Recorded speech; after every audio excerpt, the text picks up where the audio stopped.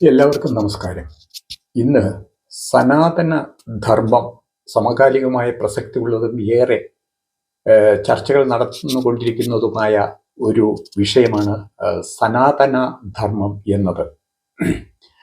ഈ ഇതിനെക്കുറിച്ച് പറയുന്നതിന് മുമ്പ് വേദങ്ങളിലുള്ള 4 വരി ശ്ലോകം ഇവിടെ വിവരിക്കേണ്ടത് ആവശ്യമുണ്ട്. അതിൻ്റെ ആമുഖമായിട്ട് നമ്മുടെ എസ് കെ പൊറ്റക്കാടിൻ്റെ ഒരു നോവൽ തുടങ്ങുന്നതും ഈ 4 വരി ശ്ലോകത്തിലാണ്. സത്യം ബ്രൂയാത്ത് പ്രിയം ബ്രൂയാത്ത് ന ബ്രൂയാത്ത് സത്യം അപ്രിയം എന്നാണ് ആ വരികൾ. എന്ന് പറഞ്ഞാൽ സത്യത്തിൻ്റെ മുഖം വികൃതമായിരിക്കും, പിന്നെ അപ്രിയമായിട്ടുള്ള സത്യങ്ങൾ പറയരുത്. കേൾക്കുമ്പോൾ പലർക്കും അപ്രിയമായി തോന്നുന്ന സത്യങ്ങൾ തന്നെയാണ്, പക്ഷെ അത് പറയരുത് എന്നാണ്. അതുകൊണ്ട് പിന്നെ ഈ പറയുന്നതിൽ എന്തെങ്കിലും വ്യക്തി താല്പര്യമോ അല്ലെങ്കിൽ ഞാൻ ഏതെങ്കിലും ഒരു പാർട്ടിയുടെയോ അല്ലെങ്കിൽ ഒരു വിഭാഗത്തിൻ്റെയോ വ്യക്തമായിട്ടല്ല ഞാൻ പറയുന്നത്. ഞാൻ നെറ്റിയിൽ കുറിയൊക്കെ ഇട്ടിട്ടുണ്ട്. അത് ഞാൻ ഒന്നിൻ്റെയും വ്യക്തമായതുകൊണ്ടല്ല, ചെറുതിലേ ഉള്ള എൻ്റെ ഒരു ശീലമാണ്. കുളിച്ചു കഴിഞ്ഞാൽ ഞാൻ ഒരു ഭസ്മക്കുറി ഇടുന്നത്. സനാതനൻ എന്ന് പറയുന്നത് ശിവനാണ്.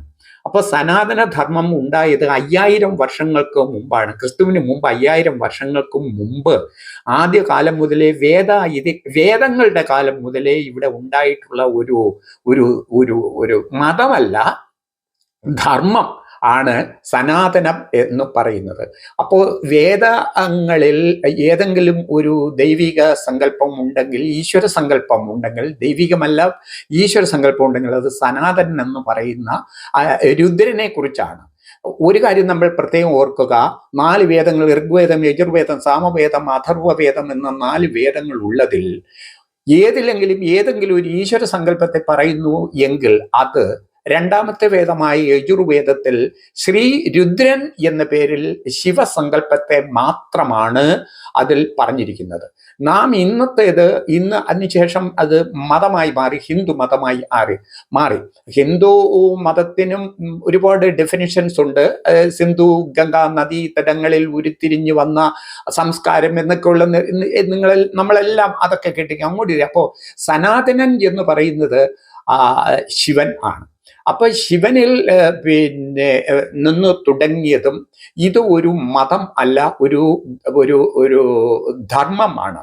അപ്പോൾ ധർമ്മത്തിന് 4 കാലുകൾ ഉണ്ട് എന്നും അത് സത്യം, നീതി, ദയാ, ധർമ്മം ഇവ 4 അതിൻ്റെ പുറത്ത് ശിവൻ, രുദ്രൻ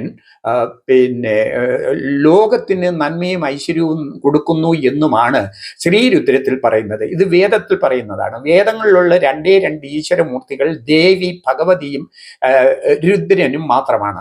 പിന്നെ വേറെ ഏതെങ്കിലും ഒരു ദൈവത്തിനെ അതിൽ പറയുന്നു എങ്കിൽ ദേവേന്ദ്രനെ കുറിച്ച് മാത്രമേ പറയുന്നുള്ളൂ. അപ്പോൾ വിഷ്ണു എന്ന നാമമോ ഒന്നും തന്നെ ഈ വേദങ്ങളിൽ ഒരിടത്തും ഇല്ല. അപ്പൊ രണ്ടാമത്തെ വേദമായ യജുർവേദത്തിൽ 11 അനുവാകങ്ങളിലായി അസ്തോകാപ്ലതമേകമീശ മനുഷ്യം രുദ്രാനുവാകൻ ജപൻ എന്ന് വിവരിക്കുന്നുണ്ട്. അപ്പോൾ രുദ്രനെ ഏകമീശ മനുഷ്യം, ഒരേ ഒരു ഈശ്വരൻ എന്നേ ഉള്ളൂ, ഭഗവാന്മാർ ഒരുപാട് ഉണ്ട്. അപ്പോൾ ഇവിടെ ഈ സനാതന ധർമ്മവുമായിട്ട് ബന്ധപ്പെട്ട പ്രധാനപ്പെട്ട 2 കാര്യങ്ങൾ ഏതൊക്കെയാണ്? ഒന്ന്, ഈ ഷർട്ട് ഇടണ്ടയോ എന്നുള്ളതും, അതുപോലെ തന്നെ മറ്റൊന്ന് ഈ സ്വസ്തി പ്രജാപി പരിപാലയന്താം ന്യായേണ മാർഗേണ മഹിം മഹീശ ഗോ ബ്രാഹ്മണേഭ്യോ എന്നാണ്. പക്ഷെ ഞാൻ എവിടെയെങ്കിലും പറയുമ്പോൾ അത് മാനവേഭ്യോ എന്ന് ഞാൻ സ്വന്തമായിട്ട് ആ വരിയെ മാറ്റാറുണ്ട്. ഗോ മാനവേഭ്യോ ശുഭമസ്തു നിത്യം ലോകാ സമസ്ത സുഖിനോ ഭവന്തു. അപ്പൊ സ്വച്ഛന്ദ സുന്ദരമായി വേദങ്ങളിൽ അധിഷ്ഠിതമായി ധാർമ്മികമായി സത്യം, ദയ, നീതി, ധർമ്മം, അഹിംസ ഇവയിൽ അധിഷ്ഠിതമായി വരികയായിരുന്നു. സ്വച്ഛന്ദ സുന്ദരമായി ഒഴുകിക്കൊണ്ടിരിക്കുന്ന, അല്ലെങ്കിൽ എല്ലാവർക്കും നന്മയും ഐശ്വര്യവും സുഖവും, സർവേപി സുഖിനഃ സന്തു സർവേ സന്തു നിരാമയ സർവം ഭദ്രാണി പശ്യന്തു മ കച്ചിത് ദുഃഖമാപ്നുയാത് എന്ന തത്വത്തിൽ അധിഷ്ഠിതമായി എല്ലാവർക്കും നന്മയുണ്ടാകട്ടെ, എല്ലാവരും സുഖമായിരിക്കട്ടെ എന്ന ആ തത്വത്തിൽ അധിഷ്ഠിതമായി വന്ന അതിനെ ആര്യന്മാരുടെ വരവോടുകൂടി ഈ സനാതന ധർമ്മത്ത് ഭാരതത്തിൽ ചില വീഴ്ചകൾ, ചില താഴ്ചകൾ ഉണ്ടായി. അപ്പോൾ വേദങ്ങളിൽ അധിഷ്ഠിതമായിട്ട് ഉണ്ടായിരുന്ന ഈ സനാതന ധർമ്മത്തിനെ പിന്നെ പുരാണങ്ങളും ഇതിഹാസങ്ങളും എഴുതി ഉണ്ടാക്കി അതിനെ ഇന്നും വഴിതിരിച്ചു വിട്ടു. മാത്രമല്ല, ഈ ആര്യന്മാരുടെ ആധിപത്യത്തിന് വേണ്ടി, അവർക്ക് സൂപ്രമസി കിട്ടുന്നതിന് വേണ്ടിയുള്ള കുറേ ഗ്രന്ഥങ്ങളൊക്കെ എഴുതി. അപ്പോൾ അന്ന് ഈ സനാതനധർമ്മം ഈ ലോകത്ത് ഭാരതത്തിൽ ഉണ്ടായിരുന്ന പുഷ്കലമായിരുന്ന ആ കാലഘട്ടത്തിൽ രാമായണവും ഭാഗവതവും ഒന്നും ഉണ്ടായിരുന്നില്ല. രാമായണം ഉണ്ടായത് ത്രേതായുഗത്തിലും ഭാഗവതം ഉണ്ടായത് ദ്വാപരത്തിലും ആണ്.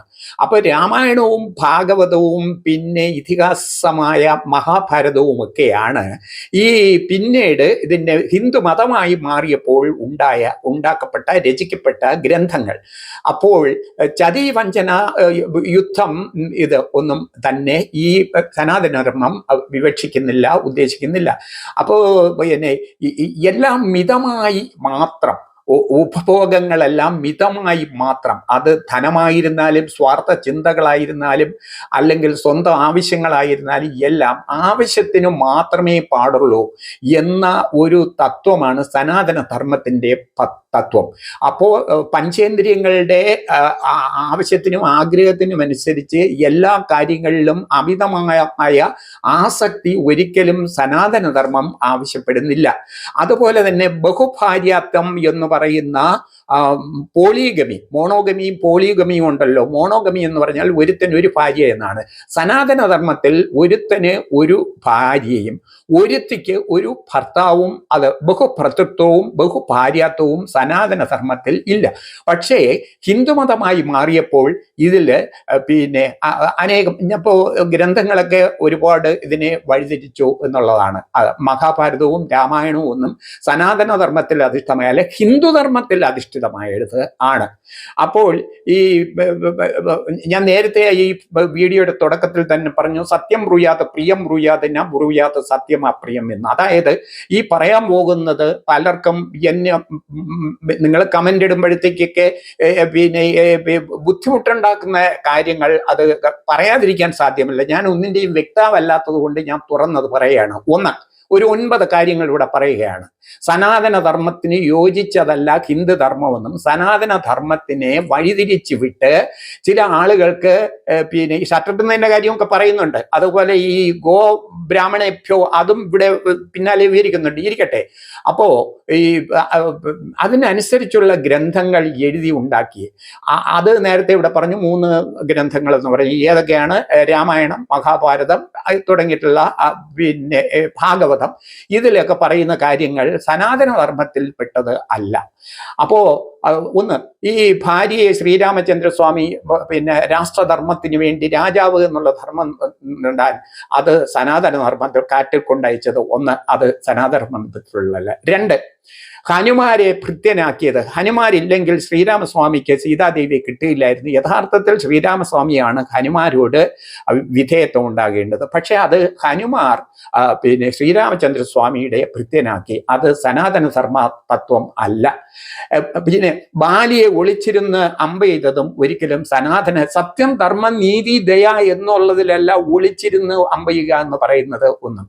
അടുത്ത 4-മത്തേതായിട്ടുള്ളത്, ഈ നമ്മൾ തുളസി ചെടിയുണ്ടല്ലോ, അത് ആദിപരാശക്തിയായ ദേവി തുളസിയെ ചന്ദ്രചൂഡൻ എന്ന് പറയുന്ന ഒരു അസുരന്റെ ഭാര്യയായിരുന്ന ആ തുളസി ദേവിയെ ഒരു അസുരന്റെ ഭാര്യയായി ശാപം കാരണം ജനിക്കുകയും ആ അസുരനെ തോൽപ്പിക്കുന്നതിന് വേണ്ടി പതിവ്രതയായ ഈ തുളസി ദേവിയെ പീഡിപ്പിക്കുകയും അങ്ങനെ ഒടുവിൽ അവൾക്ക് നീ ഒരു തുളസി ചെടിയായിട്ട് പോകട്ടെ, നിനക്ക് പുണ്യകർമ്മങ്ങൾക്ക് ഉപകരിക്കട്ടെ എന്നൊക്കെ പറഞ്ഞിട്ട് കൊടുത്ത ഒരു ചതിയുടെ വഞ്ചനയുടെ കഥ. ഈ തുളസി ചെടിയുടെ അത് ദേവിയെക്കുറിച്ചുള്ള കാര്യങ്ങൾ അതറിയാം. അത് സനാതനധർമ്മത്തിൽ പറഞ്ഞിട്ടുള്ളതല്ല. അടുത്ത് മഹാബലിയെ ചവിട്ടി താഴ്ത്തിയത് ഒരിക്കലും സനാതനധർമ്മമല്ല. നേരിട്ട് വന്ന് ചോദിച്ചില്ല, 3 അടിയിൽ ചോദിച്ചു, അങ്ങനെ ചവിട്ടി താഴ്ത്തി. പക്ഷേ ശുക്രാചാര്യർ പറഞ്ഞു, നീ അത് കേൾക്കരുത്, വന്നിരിക്കുന്നത് നിന്നെ ചവിട്ടി താഴ്ത്താനാണ്. പക്ഷെ അത് ആ മഹാബലി അതിന് വഴങ്ങിക്കൊടുക്കുകയും സത്യവും നീതിയും ധർമ്മവും ഞാൻ മാറി പ്രവർത്തിക്കുകയില്ല, ഞാൻ കൊടുക്കാമെന്ന് പറഞ്ഞാൽ കൊടുക്കും എന്ന് പറഞ്ഞു. അത് തീർച്ചയായിട്ടും അത് സനാതനധർമ്മത്തിൽ പറയുന്നതല്ല, ആധുനികമായി പിന്നീട് എഴുതിയുണ്ടാക്കിയത് അക്കാര്യങ്ങളാണ്. അപ്പോൾ അടുത്ത് തന്നെ കാളിയനെ മർദ്ദിച്ചത് നാഗപൂജയെല്ലാം സനാതനധർമ്മത്തിലുള്ള സകല ജീവജാലങ്ങളോടും അനുഭൂതിയും സഹാനുഭൂതിയും, ഒന്നിനെയും ഉപദ്രവിക്കരുതെന്നും ഒന്നിനെയും കൊല്ലരുതെന്നും പിന്നെ സത്യമേ പറയാവുന്നു, സത്യം വധ ധർമ്മം ചര എന്ന മാർഗത്തിൽ സഞ്ചരിക്കണമെന്നും അതുപോലെ പിന്നെ അഹിംസ പാടില്ല എന്നും പിന്നെ ധർമ്മോ രക്ഷതി രക്ഷിത എന്നും ഒക്കെ ഉള്ള തത്വങ്ങൾ ഏതിലുണ്ടായിരുന്നു? സനാതന ധർമ്മത്തിൽ ഉണ്ടായിരുന്നു.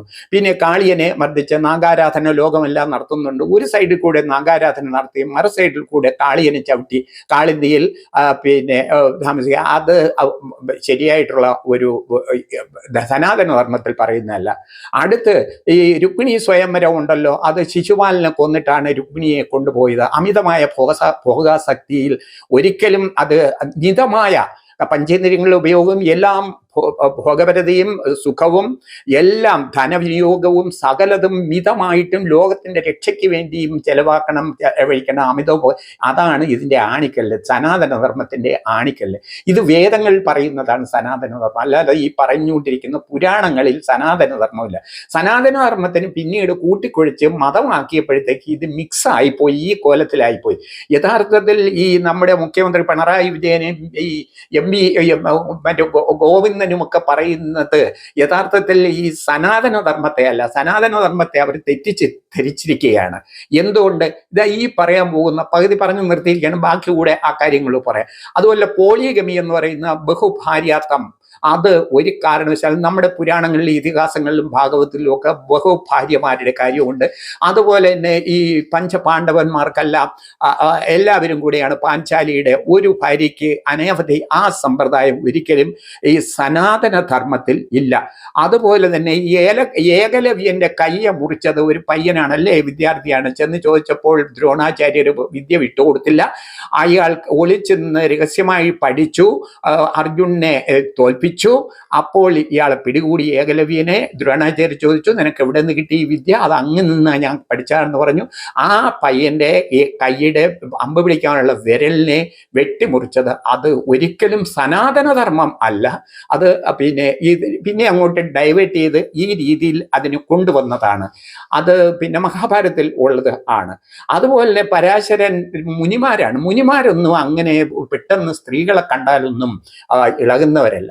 പരാശരൻ ഒരിക്കൽ അക്കരെ കടക്കാനായിട്ട് അവിടെ ചെന്നു. അപ്പോൾ പിന്നെ കടത്തുകാരൻ്റെ മകൾ ഭക്ഷണം കൊണ്ടുവന്നു കടത്തുകാരന്. അയാൾ ഭക്ഷണം കഴിച്ചുകൊണ്ടിരിക്കുമ്പോൾ എനിക്ക് അത്യാവശ്യമായിട്ട് പോകണമെന്ന്, അതൊക്കെ അറിയാമല്ലോ പരാശരന്. അവിടെ അങ്ങനെയാണ് പിന്നെ എന്താണ് കൃഷ്ണദ്വൈപായനൻ എന്ന വ്യാസൻ ജനിച്ചത്. അപ്പോൾ വ്യാസൻ രണ്ടുപേരുണ്ട്, രണ്ട് പേരുകൾ ഉണ്ട്.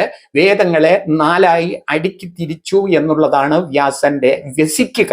ഋഗ്വേദം, യജുർവേദം, സാമവേദം, അഥർവവേദം എന്നിവ നാലായി തിരിച്ചതുകൊണ്ട് വ്യാസനെന്നും,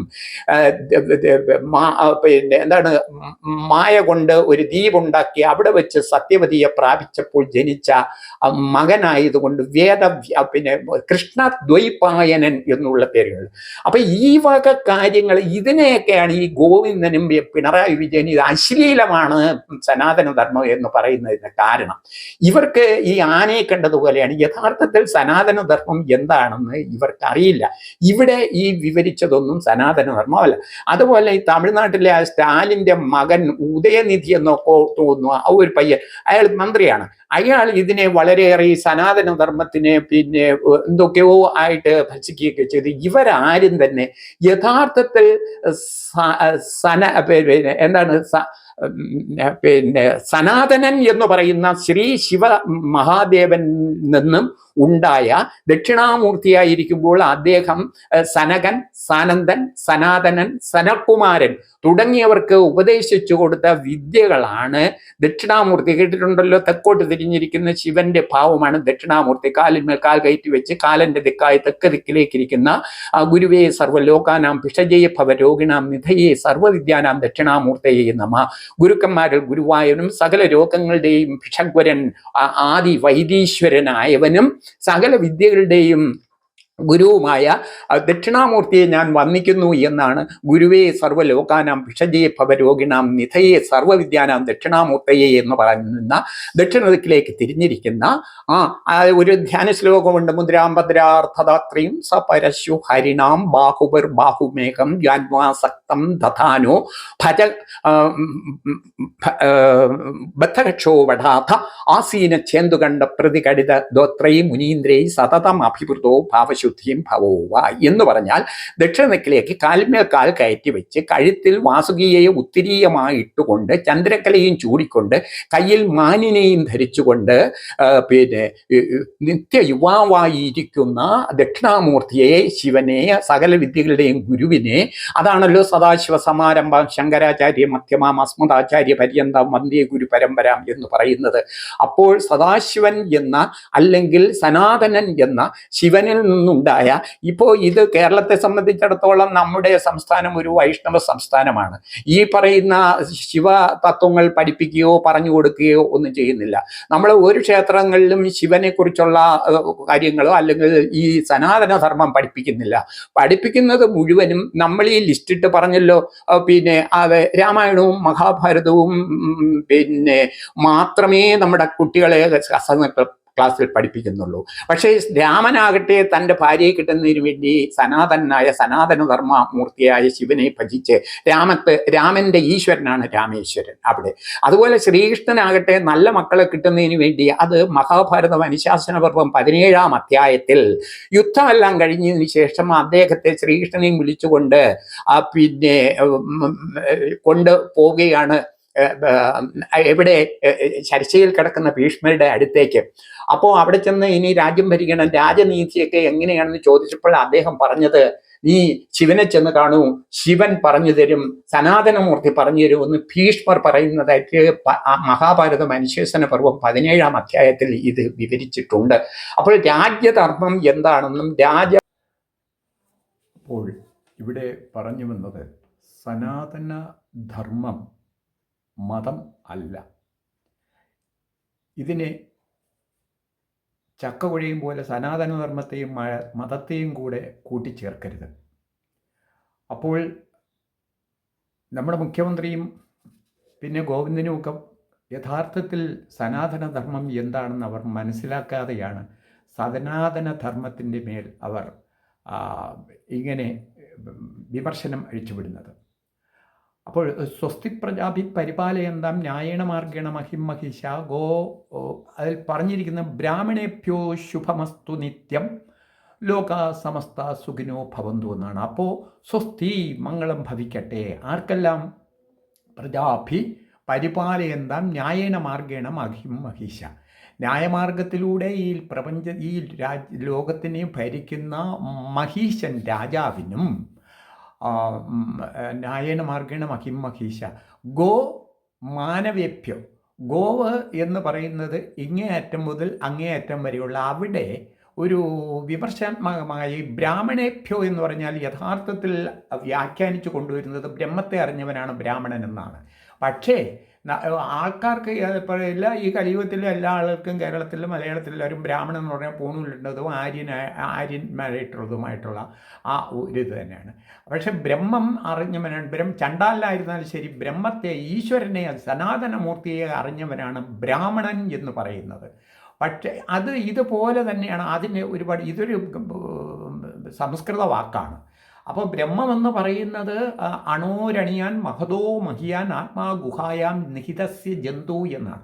അണു മുതൽ അണിവരെയുള്ള അന്നങ്ങേ അറ്റം വരെയുള്ള എല്ലാവരുടെയും ഉള്ളിൻ്റെ ആത്മാവിൽ വസിക്കുന്ന ഈശ്വര ചൈതന്യത്തെയാണ് ബ്രഹ്മമെന്ന് പറയുന്നതെന്നും ബ്രഹ്മത്തെ അറിഞ്ഞവരാരുമില്ല, ഇനി അറിഞ്ഞിട്ടുള്ളവർ മറ്റോട് പറഞ്ഞു കൊടുക്കുകയും ഇല്ല. അപ്പോൾ യഥാ വാചോ നിവത്യന്തേ അപ്രാപ്യ മനസാ സഹ എന്നാണ് ബ്രഹ്മത്തെ വിഷയം ഇവിടെ പറയാൻ കാരണം. ബ്രാഹ്മണേഭ്യോ എന്ന് പറഞ്ഞതുകൊണ്ടാണ്. ബ്രാഹ്മണൻ എന്ന് പറയുന്നത് ബ്രഹ്മത്തെ അറിഞ്ഞവനാണ്. എന്താണ് ബ്രഹ്മം? യഥോ വാചോ നിവർത്തന്തേ അപ്രാപ്യ മനസാ സഹ എന്ന് പറഞ്ഞാൽ വാക്കുകൾക്കും മനസ്സിനും ചെന്നെത്താൻ കഴിയാത്തിടത്തിരിക്കുന്ന ആ ഈശ്വര ചൈതന്യത്തിനെ ആണ് ബ്രഹ്മം എന്ന് പറയുന്നത്. ആ അർത്ഥത്തിലൊന്നുമല്ല ഇപ്പോൾ സാധാരണക്കാരും പ്രത്യേകിച്ച് നമ്മുടെ മുഖ്യമന്ത്രിയൊക്കെ എടുത്തിരിക്കുന്നത് ബ്രാഹ്മണനെ പ്രകടിപ്പിക്കുന്നു എന്നുള്ളതാണ്. പക്ഷേ ഈ എഴുതിയ ആളിനും അങ്ങനെ ഒരു ദുരുദ്ദേശം ഉണ്ടായേക്കാം. അതുകൊണ്ട് ഈ എളിയവൻ അതിനെ ഇങ്ങനെ മാറ്റുന്നു. സ്വസ്തി പ്രജാഭി പരിപാലയന്താം ന്യായേന മാർഗേണ മഹിം മഹീശ ഗോ മാനവേഭ്യോ. എന്താ തെറ്റെന്താ? അങ്ങേയറ്റം ഗോവിന് മുതൽ ഇങ്ങേയറ്റം മനുഷ്യനും വരെ ഉള്ളവർക്കെല്ലാം ക്ഷേമവും സ്വസ്ഥതയും സുഖവും ഭവിക്കട്ടെ എന്നാണ്. സ്വസ്തി പ്രജാപി പരിപാലയന്താം ന്യായേന മാർഗേണ മഹിം മഹിഷ ഗോ മാനവേഭ്യോ ശുഭമസ്തു നിത്യം. നിത്യവും അവർക്ക് സുഖം ഭവിക്കട്ടെ. ലോകാ സമസ്ത സുഖിനോ ഭവന്തു. സകല ലോകത്തിനും, സകല 14 ലോകത്തിലുള്ള സകല കൃമികീടം ഇങ്ങേയറ്റം മുതൽ കൃമികീടം മുതൽ അങ്ങേയറ്റം വരെയുള്ള എല്ലാവർക്കും സുഖവും സ്വസ്ഥയും ഭവിക്കട്ടെ. ഇതുപോലെ ഒരു ആപ്പ്, ഒരു മനഃപൂർവ്വം ഒരു പ്രയോഗം ഈ സംസ്കൃതം അറിയാവുന്ന വികടന്മാർ ഉണ്ടാക്കിയിട്ടുണ്ട്. അതാണ് എന്താണെന്നറിയാമോ? പിന്നെ ഈ ചാതുർവർണ്ണ്യം മയാ സൃഷ്ടം. ഇതിനെ ഇങ്ങനെ ചാതുർവർണ്ണ്യം എന്ന് പറഞ്ഞാൽ 4 ജാതികളാണെന്ന് സാധാരണ എല്ലാവർക്കും അറിയാം. അവർ പറയുകയാണ് ചാതുർവർണ്ണ്യം എന്ന് പറഞ്ഞാൽ അത് 4 ജോലിയെയാണ്. വർണ്ണ്യം എന്ന് ഏത് ഡിക്ഷണറി എടുത്തു നോക്കിയാൽ ചാതുർവർണ്ണ്യം എന്ന് പറഞ്ഞാൽ തൊഴിൽ എന്നുള്ളതിനാണ് അവർ പറയുന്നത്. യഥാർത്ഥത്തിൽ ആ ബ്രഹ്മാവിൻ്റെ പിന്നെ എന്താണ്, മുഖത്ത് നിന്ന് ജനിച്ചവൻ, കാലിൽ നിന്ന് ജനിച്ചവൻ, നെഞ്ചിൽ നിന്ന് ജനിച്ചവൻ, ഇങ്ങനെയൊക്കെയുള്ള അറിയാമല്ലോ, ബ്രാഹ്മണ, ക്ഷത്രിയ, വൈശ്യ, ശൂദ്ര എന്ന് തുടങ്ങിയ അതിനെ ഇതുപോലെ ഇട്ടടിക്കുന്നുണ്ട്. ഏതുപോലെ ഈ സ്വസ്തി പ്രജാപിയെ പോലെ ഭയങ്കര തർക്കമാണ്. യഥാർത്ഥത്തിൽ ജാതി വ്യവസ്ഥ ശ്രീകൃഷ്ണ ഒരിക്കലും ഉണ്ടാവില്ല. അദ്ദേഹം യാദവ വംശത്തിലുള്ളതാണ്. ഞാൻ ജാതി ഉണ്ടാക്കിയെന്ന് ജാതിയിൽ താണവനായ അദ്ദേഹം പറയുമോ? അപ്പോൾ നമ്മുടെ ഇവിടുത്തെ വിഷയം എന്തെന്ന് പറഞ്ഞാൽ, ഈ കൃതായത്തിന് മുമ്പേ ആണ് ഈ നമ്മുടെ ഈ ഭാരതത്തിൽ ഋഷീശ്വരന്മാർ, ഋഷിപ്രോക്തമായിട്ടുള്ള സനാതനധർമ്മം നിലനിന്നത്. അപ്പോൾ കോവിലോ അല്ലെങ്കിൽ ക്ഷേത്രമോ അല്ലെങ്കിൽ ഗ്രന്ഥങ്ങളോ ഒന്നും ഉണ്ടായിരുന്നില്ല, വേദങ്ങളുണ്ടായിരുന്നു. അവർ പിന്നീട് വേദങ്ങളുടെ ഋഗ്വേദം നേരത്തെ പറഞ്ഞല്ലോ, അത് മനസ്സിലാക്കാത്തവർക്ക്, ക്ലിഷ്ടമായിട്ടുള്ളവർക്ക് ഒന്നും മനസ്സിലാക്കി കൊടുക്കാൻ 6 ശാസ്ത്രങ്ങൾ, ശിക്ഷാകല്പം, വ്യാകരണം, നിരുദ്ധം, ഛന്ദസ്, ജ്യോതിഷം എന്നിവയും അതിനെയൊന്നും കുറേ കൂടി മനസ്സിലാക്കി കൊടുക്കാൻ സിമ്പിളാക്കി 108 ഉപനിഷത്തുകളും ഉണ്ടാക്കി. ഒരു കാരണവശാലും പുരാണങ്ങളിൽ കൂടെ അല്ല നമ്മുടെ സനാതനധർമ്മം അറിയപ്പെടുന്നത്. പുരാണങ്ങളിൽ പലരും സർഗച്ച പ്രതിസർഗച്ച വംശോ മന്യുന്തരാണീച്ച വംശാനുചരിതം ചൈവ പുരാണം പഞ്ചലക്ഷണം എന്നാണ് പുരാണത്തിനെ പറ്റി പറയുന്നത്. അതായത് സർഗം ഉണ്ടായിരിക്കും, അധ്യായം ഉണ്ടായിരിക്കും, വംശാവലിയെ പറ്റി പറയും. പിന്നെ സർഗച്ച വംശവും മന്യുന്തരത്തിന് 14 മനുക്കളിൽ ഒരു മനുവിൻ്റെ കാലത്ത് നടന്ന സംഭവമായിരിക്കും. വംശ അനുചരിതം അതിൻ്റെ പിന്നെ വിഭാഗത്തിനെയും കൂടെ ആ കുടുംബത്തിൻ്റെ, ആ വംശത്തിൻ്റെ അനന്തരഗാമികളെക്കുറിച്ചും പറയുന്നതൊക്കെയാണെന്നാണ് സർഗച്ച വംശോ മന്യുന്തരാണീച്ച വംശാനുചരിതം ച പുരാണം പഞ്ചലക്ഷണം എന്നാണ്. ഇങ്ങനെ 5 ലക്ഷണങ്ങളാണ് പുരാണം. പഴയത്, നവം, പുതിയത്. പഴയത് ആണെങ്കിൽ പുതിയതാണ് എന്നാണ്. അപ്പോൾ ഈ പുരാണങ്ങൾ ഒരിക്കലും പ്രമാണങ്ങളല്ല. പുരാണങ്ങൾ പറയുന്നത് ഒന്നും വിശ്വസനീയമല്ല. വേദങ്ങൾ പറയുന്ന കാര്യങ്ങൾ സാധാരണക്കാരായ നമുക്ക് മനസ്സിലാക്കാത്തതുകൊണ്ട് അതിനെ ഈ ഷുഗർ കോട്ടിങ്ങിലൂടെ, പുരാണങ്ങളിലൂടെ, കഥകളിലൂടെ ആളുകൾക്ക് കൊടുത്തിരിക്കുന്നതാണ് ഈ പുരാണങ്ങൾ എന്ന് പറയുന്നത്. പുരാണങ്ങൾ പ്രമാണങ്ങളല്ല. പുരാണങ്ങൾ കള്ളവും പറയും. പുരാണം ഏറ്റവും ഉദരപൂരണത്തിനുള്ള, വയറ്റിപ്പഴുപ്പിനുള്ളതാണ് പുരാണമെന്ന് പുരാണം തന്നെ പറയുന്നു. അതായത് പുരാണത്തിൽ പറയുന്നു, പുരാണമേവം ന സാധു സർവം എന്നാണ് അതിൽ പറയുന്നത്. അപ്പോൾ പുരാണം സാധു അല്ല. പുരാണത്തിൽ പറയുന്നതൊന്നും വിശ്വസിക്കാനും പാടില്ല എന്നാണ് പറയുന്നത്. അപ്പോൾ നമ്മൾ മനസ്സിലാക്കേണ്ടത്, ഈ മനുസ്മൃതിയെ പോലുള്ളവർ മനഃപൂർവ്വം ഇങ്ങനെ ആളുകൾ, അതിൽ ഒരു ബ്രാഹ്മണിക്കൽ ഹെർമണി അല്ലേ, അത് ഉണ്ട്. അപ്പോൾ അത് പറയാതിരിക്കാൻ സാധ്യമല്ല. ആരും നേരത്തെ പറഞ്ഞല്ലോ, സത്യം ബ്രൂയാതെ പ്രിയം ബ്രൂയാതെ. സത്യത്തിൻ്റെ മുഖം എപ്പോഴും വികൃതമായിരിക്കും. ഇത് ഒളിക്കാനൊന്നുമില്ല, ഇത് നേരെ പറയേണ്ടത് തന്നെയാണ്. അപ്പോൾ യഥാർത്ഥത്തിൽ പിന്നെ സനാതനധർമ്മം അല്ല. സനാതനമൂർത്തിക്ക് രൂപം ഇല്ല. സനാതനമൂർത്തി എന്ന് പറയുന്നത് പഞ്ചഭൂതങ്ങളാണ്. പൃഥിവി, സലിലം, തേജോ, വായുരാകാശം എന്ന് പറഞ്ഞാൽ ഭൂമി തത്വം, ജലതത്വം, അഗ്നിതത്വം, വായുതത്വം, ആകാശതത്വം. ഇതാണ് ശിവൻ എന്ന് പറയുന്ന സനാതനൻ എന്ന് പറയുന്ന മൂർത്തി. ആ മൂർത്തിക്ക് പ്രത്യേകിച്ച് മൂക്കോ കണ്ണോ നാക്കോ പുരുഷനല്ല. അത് ചിത്രകാരന്മാർ സാകാര രൂപത്തിൽ വരച്ചു വെച്ചിരിക്കുന്നതാണ്. ഇല്ലാത്ത ഒന്നിനെയും നമുക്ക് കാണാത്ത ഒന്നിനെയും ദൃശ്യമായിട്ടുള്ള ഒന്നിനെ നമുക്ക് വായുവിനെ കാണാൻ സാധിക്കില്ല. വായു എന്ന് പറഞ്ഞാൽ അപ്പോൾ പൃഥ്വി സല്ലം എന്ന് പറഞ്ഞാൽ ഭൂമിതത്വം, ജലതത്വം, അഗ്നിതത്വം, വായുതത്വം, ആകാശതത്വം, ഇത് അഞ്ചിനെയും ഒരു പുരുഷൻ്റെ ഒരു രീതിയിൽ ചിത്രം വരച്ച് വെച്ചിരിക്കുന്നതാണ് സനാതനമൂർത്തിയുടെ ശിവൻ്റെ സാകാര രൂപം. എന്നാൽ നിരാകാര രൂപമുണ്ട്, പ്രത്യേകിച്ച് ഒരു രൂപമല്ല, അതാണ് ശിവലിംഗം. അപ്പോൾ ഇവിടെ പറയുന്നതിന് ചുരുക്കം സനാതനൻ എന്ന് പറയുന്ന സനാതനൻ എന്ന് പറയുന്നത് സാക്ഷാൽ രുദ്രനാണ്. രുദ്രനെ പറ്റി പറയുന്നത് വേദങ്ങളിലാണ്. വേദങ്ങൾ പറയുന്ന ഒരേ ഒരു മൂർത്തി രുദ്രനും ദേവിയും മാത്രം ആകുന്നു. ആയതിനാൽ ഭഗവത്ഗീതയിൽ ഭഗവത്ഗീത അല്ല, ചതുർവേദങ്ങളാണ് സനാതനധർമ്മത്തെ ഉദ്ഘോഷിക്കുന്നത്. വേദങ്ങൾ ആരും കൈകാര്യം ചെയ്യുന്നില്ല, ആർക്കും പറഞ്ഞു കൊടുക്കുന്നില്ല. നമ്മൾ കാണുന്ന ആ പുസ്തകങ്ങൾ അല്ലെങ്കിൽ നമ്മൾ കാണുന്ന പുരാണങ്ങൾ വെച്ച് ഒരിക്കലും സനാതനധർമ്മത്തെ നമ്മൾ ആക്ഷേപിക്കരുത്. അപ്പോൾ ആത്മാവ് അല്ലെങ്കിൽ ഉയിര് അല്ലെങ്കിൽ അഹിംസ, അതല്ലെങ്കിൽ ധർമ്മം, ചിന്ത, ദയ, സഹാനുവർത്തിത്വം, സ്ത്രീക്ക് സമത്വം, ഇതൊക്കെയാണ് സനാതനധർമ്മത്തിൻ്റെ പ്രത്യേകതകൾ. അപ്പോൾ നമ്മൾ ഈ സനാതനം, അതുപോലെ ഈ ഷർട്ട് ഇടുന്നതൊക്കെ യഥാർത്ഥത്തിൽ ഒരു കാര്യമുണ്ട്, ആചാരമാണ് ഇത്. ആചാര പരമാവിദ്യ സദാചാരം, ആചാര പരമാഗതി സദാചാര വദാം പുംസം സർവത്രാപ്യ ഭയം ഭവേത് എന്നാണ് ആചാരങ്ങളെ പറ്റി പറയുന്നത്. പക്ഷേ ഈ ഷർട്ടിടാതെ പോകണം എന്ന് പറയുന്നത്, അതിനു മുമ്പേ ഒരു കാര്യം പറയട്ടെ. ആ ഷർട്ടിൻ്റെ കാര്യം പറയുന്നതിന് മുമ്പേ ആചാരങ്ങൾ മാറ്റത്തിന് വിധേയമാണ്, ഒരു സംശയമില്ല. ശ്രീകോവിലിനകത്ത് ചെരുപ്പിട്ടുകൊണ്ട് കയറാൻ പറ്റുമോ? ഇല്ല. പക്ഷേ അങ്ങ് അമർനാഥ ക്ഷേത്രത്തിൽ അതിനകത്ത് ഈ അവിടുത്തെ ഇരിക്കുന്ന പോറ്റി ആ മഞ്ഞ് ആണ് അവിടെ മുഴുവനും. അപ്പോൾ ശരീരം തണുപ്പിൽ രക്തം കട്ടപിടിച്ച ചെരുപ്പിട്ടുകൊണ്ടാണ് അതിനകത്ത് ശ്രീകോവിലിരിക്കുന്നത്. അവിടെ ആചാരം അതാണ്. പക്ഷെ നമുക്കിവിടെ സങ്കല്പിക്കാൻ പറ്റുമോ? ഇല്ല. അതുപോലെ മുണ്ട് മടത്തി കുത്തിക്കൊണ്ട് നമ്മൾ ഒരു ക്ഷേത്രത്തിൽ പോകും. പക്ഷേ ശബരിമലയിലാണെങ്കിലോ മടുത്ത് കുത്തിക്കൊണ്ടാണ് നിന്ന് പൈസ എറിഞ്ഞു കൊടുക്കുന്നത്. അവിടെ അങ്ങനെയാണ് ആചാരം. ഇനി അതുപോലെ തന്നെ ഓരോരോ സ്ഥലങ്ങളിൽ ഓരോരോ ആചാരങ്ങൾക്ക് വ്യത്യാസം ഉണ്ടാകും. ആയതിനാൽ ആചാരം ഒരു സ്ഥിരത ഉള്ളതല്ല. ചില ക്ഷേത്രങ്ങളിൽ ഉടുപ്പിടാതെ കയറുന്നു, ചില ക്ഷേത്രങ്ങളിൽ ഉടുപ്പ് ഊരിക്കൊണ്ടേ കയറുന്നുള്ളൂ. ഈ ഉടുപ്പിടാതെ കയറുന്നതിനെക്കുറിച്ച് അവർ പറയുന്നത്, ബ്രാഹ്മണിക്കൽ അവർ പറയുന്നത്, ഈ ക്ഷേത്രങ്ങളിലെ വിഗ്രഹങ്ങളിൽ നിന്നും ഇലക്ട്രോ മാഗ്നറ്റിക് എനർജി അല്ലെങ്കിൽ ഈശ്വരൻ്റെ അനുഗ്രഹ കിരണം ഇങ്ങോട്ട് പ്രസരിച്ചുകൊണ്ടിരിക്കുന്നു. അത് ശിവലിംഗത്തിൽ നിന്നാണെങ്കിൽ 18 ഡിഗ്രിയിലാണ് ഇങ്ങനെ രണ്ട് സൈഡിലേക്കും ടോർച്ചിൽ നിന്ന് പ്രകാശം വരും. കെർലിൻ എന്ന് പറയുന്ന ഒരു അമേരിക്കൻ ശാസ്ത്രജ്ഞൻ ഇത് ഫോട്ടോഗ്രാഫിയിൽ കണ്ടുപിടിച്ചിട്ടുണ്ട്. അത് പുരുഷന്മാരുടെ നെഞ്ചിലേക്കാണ് വരുന്നതെന്നും ഒന്ന്. രണ്ടാമത്, ഈ വസ്ത്രങ്ങൾ പെട്ടെന്ന് ബാക്ടീരിയയും ഫംഗസും ഒക്കെ പിടിച്ചെടുക്കും.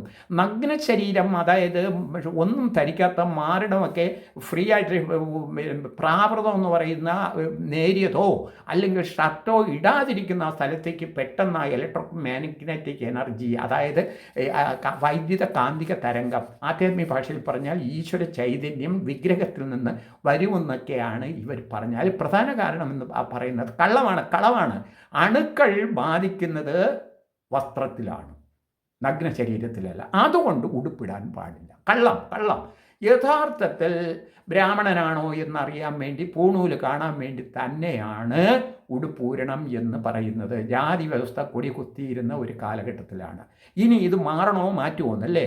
ഇത് പൂർണ്ണമായിട്ടും മാറുന്നതിന് ഇനിയും വളരെയേറെ ഒരു 10, 30, 25 കൊല്ലമെങ്കിലും, 25 അല്ല, അത് ഉടുപ്പിടാതെ കയറുന്നിടത്ത് ഉടുപ്പിടാതെ തന്നെ കയറും. ഉടുപ്പിട്ടുകൊണ്ട് ഇപ്പോൾ കയറുന്ന സ്ഥലത്ത് ഉടുപ്പിട്ടുകൊണ്ട് കയറും. ഈ പറയുന്ന ആളിനെ സംബന്ധിച്ചിടത്തോളം ഷർട്ട് ഇട്ടുകൊണ്ട് തന്നെ കയറണം. ഷർട്ട് ഇട്ടുകൊണ്ട് കയറി എന്ന് വിചാരിച്ചിട്ട് യാതൊരു വിധമായ ദോഷവും ഉണ്ടാവില്ല, ഒരു ആചാരലംഘനവും ഉണ്ടാവില്ല. ഇത് NSS സെക്രട്ടറിയായ പിന്നെ ആ സുകുമാരൻ നായർ അവർകളെ ഈ ഒരു രാഷ്ട്രീയ വൈരാഗ്യത്തിൻ്റെ പേരിലോ അല്ലെങ്കിൽ മറ്റേതെങ്കിലും ഒരു വിരോധത്തിൻ്റെ പേരിലോ ഒന്ന് ഉടക്കാൻ വേണ്ടി നമ്മുടെ ശിവഗിരിയിൽ ശ്രീനാരായണ ഗുരുദേവൻ്റെ ജയന്തിയോടനുബന്ധിച്ച് ചെന്ന് ഒരു വെടിമരുന്ന് പോലെ ഒരു പൊട്ടാസ് പൊട്ടിച്ചിട്ട് പോകുന്നതല്ലാതെ ഈ നമ്മളെ മുഖ്യമന്ത്രിക്കോ അല്ലെങ്കിൽ പാർട്ടി സെക്രട്ടറിക്കോ ഒന്നും ഈ സനാതനധർമ്മം എന്താണെന്ന് പച്ചമരുന്നോ വെട്ടുമരുന്നോ എന്ന് പോലും ഒന്നും അറിയില്ല. പ്രൈവറ്റ് സെക്രട്ടറി അല്ലെങ്കിൽ എന്താണ് പ്രസ് സെക്രട്ടറി പിന്നെ ഒരു ഒരു പുള്ളിയുണ്ടല്ലോ, അദ്ദേഹം എഴുതി കൊടുത്ത ആ തുണ്ട് കൊണ്ടുവച്ച് അവിടെ വായിച്ചതല്ലാതെ ഈ സനാതനധർമ്മം എന്താണെന്നും ഉള്ള കാര്യങ്ങളും ഒന്നും തന്നെ അദ്ദേഹത്തിന് അറിയില്ല. അതുകൊണ്ട് സനാതനധർമ്മം ഏറ്റവും ശ്രേഷ്ഠമാണ്. സനാതനധർമ്മം നീണാൽ വാഴട്ടെ. സനാതനധർമ്മത്തിൽ അധിഷ്ഠിതമായിട്ടായിരുന്നു ഭാരതം, ആ പ്രയാണം, ഭാരതത്തിൻ്റെ ആ സാംസ്കാരിക പ്രയാണം നടന്നിരുന്നെങ്കിൽ ഇന്ന് നാം കാണുന്ന ഭാരതമായിരിക്കില്ല. ലോകോത്തരമായ, ലോകത്തിൽ ഒന്നാമത്തേതായിട്ടുള്ള ഒരു മഹാരാഷ്ട്രമായിട്ട് നമ്മുടെ ഈ ഭാരത രാജ്യം സനാതനധർമ്മം ഇതിനെക്കുറിച്ച് ഇന്ന് ഒരു വക്താക്കളും ഒരു ക്ഷേത്രങ്ങളിലും ഒന്നും ഒരു സത്സംഗ ക്ലാസ്സിലും ഒന്നും, സനാതനൻ ശിവനാണ്. ആ ശിവനിൽ നിന്നും ഉണ്ടായിട്ടുള്ള ആഗമ സിദ്ധാന്തങ്ങൾ, നിഗമങ്ങളും ആഗമങ്ങളും കൊണ്ട് ശിവനിൽ നിന്നുണ്ടായത് ആഗമങ്ങൾ കരണം, കാമിതം, ചടുലം, വ്യാമളം, കലോത്തരം തുടങ്ങിയ 9 ആഗമങ്ങൾ ശിവൻ്റെ മുഖത്തിൽ നിന്നും ഉണ്ടായി. ദേവിയുടെ മുഖത്തിൽ നിന്നും നിഗമങ്ങളും ഉണ്ടായി. ഇങ്ങനെ ആഗമ നിഗമങ്ങളിൽ അധിഷ്ഠിതമാണ് സനാതനധർമ്മം. അല്ലാതെ ഇന്നത്തെ പുരാണങ്ങളിലോ ഇന്ന് പ്രചരിക്കുന്ന പുസ്തകങ്ങളിലോ ഈ സനാതനധർമ്മത്തെക്കുറിച്ച് ഒന്നും പറയുന്നില്ല. അത് നമ്മൾ ആക്ഷേപിക്കാൻ പാടില്ല. അതിലുകൊണ്ട് കുറേ കാര്യങ്ങൾ ഈ സനാതനധർമ്മത്തിലുള്ള കാര്യങ്ങളൊന്നും അല്ല. എല്ലാവർക്കും നന്ദി, നമസ്കാരം. എന്ത് വേണമെങ്കിലും കമൻ്റ് ഇടുകയോ എന്ത് വേണമെങ്കിലും അഭിപ്രായങ്ങൾ പറയുകയോ ചെയ്യാം.